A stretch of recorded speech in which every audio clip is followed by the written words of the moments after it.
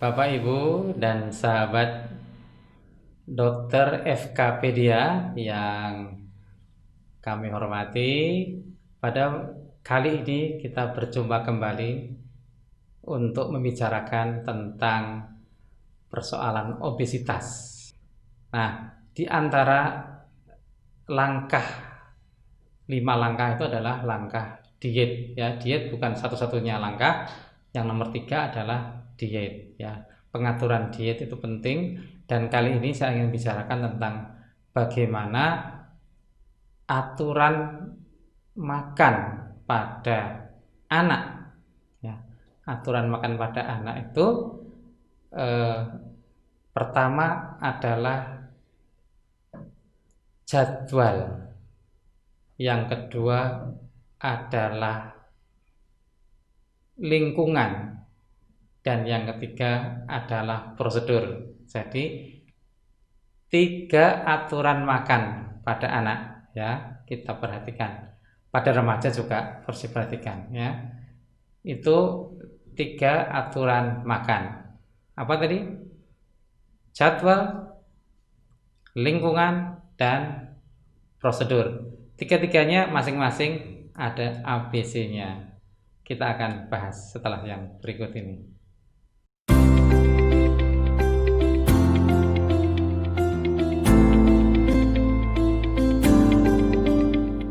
Baik, Bapak, Ibu, dan sahabat Dokter FKpedia yang kami hormati, yang mudah-mudahan selalu berbahagia, selalu sehat walafiat dalam lindungan Allah Subhanahu wa Ta'ala. Yang pertama tentang jadwal, ya.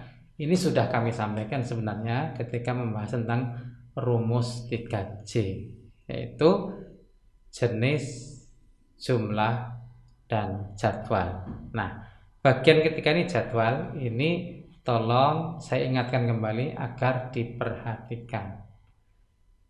Makan yang tidak teratur, setiap kali lapar makan, tidak lapar juga makan, tidak lapar juga ngemil, itu menjadi faktor yang sangat mendukung terjadinya kegemukan atau obesitas. Maka selalu usahakan untuk mengatur jadwal makan anak-anak kita, ya. Selalu mengusahakan untuk membiasakan anak makan dalam jadwal yang teratur dan terukur, yaitu dengan 3 kali makanan utama dan 2 kali selingan, ya.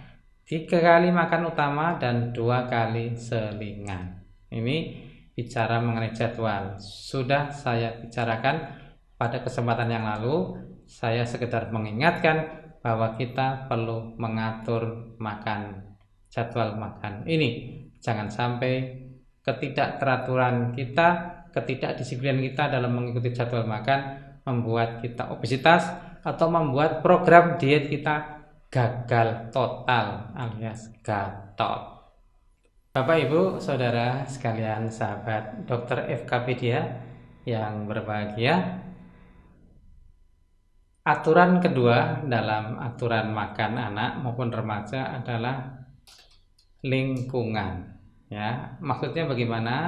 Kita mengusahakan agar anak mendapatkan lingkungan yang menyenangkan saat makan, ya, didampingi oleh ayah ibunya, lalu tidak dipaksa, ya. Usahakan dia makan itu sesuatu kegiatan yang menyenangkan.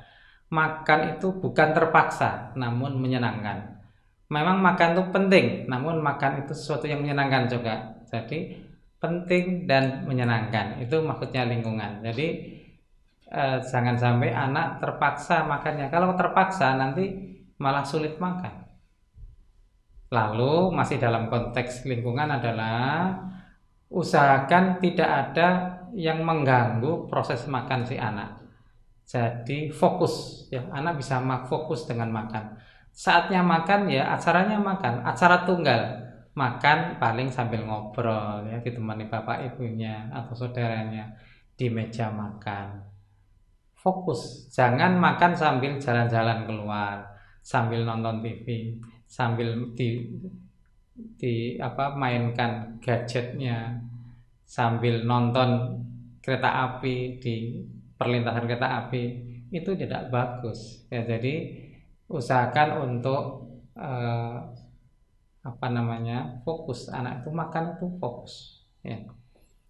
Lalu yang ketiga, Bapak Ibu dan saudara sekalian, sahabat dokter FKpedia, adalah prosedur ya. Tadi lingkungan sudah, jadwal sudah, yang ketiga adalah prosedur.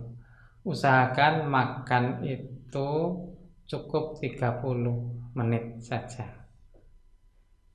Kalau belum selesai, cukupkan 30 menit, sudah cukup. Kalau terlalu lama, makanan juga jadi hambar. Ada kemungkinan makanan tercemar ya, terkontaminasi dengan kuman, bakteri atau virus. Maka 30 menit sudah cukup. Nah, bagaimana kalau anak tidak mau makan? Menunjukkan gejala-gejala untuk malas makan, tidak mau makan. Mungkin baru berjalan 10 porsi, ternyata gerakan tutup mulut, istilahnya GTM. Geleng-geleng, tidak mau lagi makan, menangis, menjerit-jerit, suruh makan. Istirahat sebentar, lalu tawarkan kembali. Ketika menawarkan, juga nggak boleh maksa, juga tidak boleh terlalu membujuk, ya. Tapi tawarkan dengan cara yang menarik. Yuk lanjut makan yuk. Misalnya kalau pada yang anak-anak masih balita, yuk ini makanannya, ini ada pesawat nih, pesawatnya mau masuk, atau mobilnya mau masuk garasi, coba garasinya buka, Allah gitu ya. Nah itu mencoba untuk menghibur anak supaya bisa menikmati makan, tidak maksa dan tidak terlalu membujuk-bujuk. Nanti kamu kalau mau makan diberi hadiah, nggak boleh. Makan tidak boleh dijanjikan dengan hadiah. Nanti terbiasa loh kalau begitu, nanti kalau nggak diberi hadiah nggak mau makan ya, sama sekali tidak bagus. Jadi kalau 10-15 menit ditawarkan kembali ternyata tetap tidak mau, oke, akhiri sesi makan kali ini. Nanti ada sesi selingan makan ya, 3 kali makan utama plus 2 cemilan kan. Kalau kita anggap kurang di sini, kita bisa tambahkan nanti pas makan cemilan. Bagaimana kalau obesitas? Kok malah disuruh makan yang teratur? Iya, kan sudah kita bahas pada kesempatan yang lalu bahwa anak yang obes juga tetap perlu makan teratur. Karena apa? Karena kalau tidak teratur, justru sering balas dendam istilahnya ya. Ada satu penelitian, beberapa penelitian yang menunjukkan bahwa kalau anak tidak makan pagi, tidak sarapan, justru anak itu kemudian jajannya tidak terkontrol di sekolahan.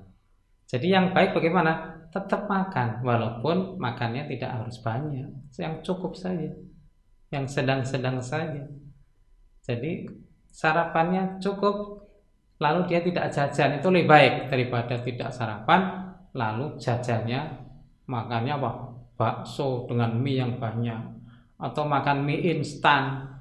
Nah, atau lapar sekali ketika makan siang, nasi putih tambah lauk tambah sayurnya keliru. Sayurnya mie godok, itu bukan sayur, itu karbohidrat lagi namanya. Nah, itu balas dendam akibat makan paginya mungkin tidak bagus, tidak teratur. Maka untuk anak yang sedang diprogram diet itu pun makan pagi silahkan tetap dengan jumlah yang cukup. Mungkin ada reduksi, namun jangan sampai tidak makan sama sekali. Ya, inilah 3 aturan makan. Saya cukupkan sekian. Silakan jangan lupa kalau ada komentar, isi di kolom komentar atau DM ke akun ini. Assalamualaikum warahmatullahi wabarakatuh.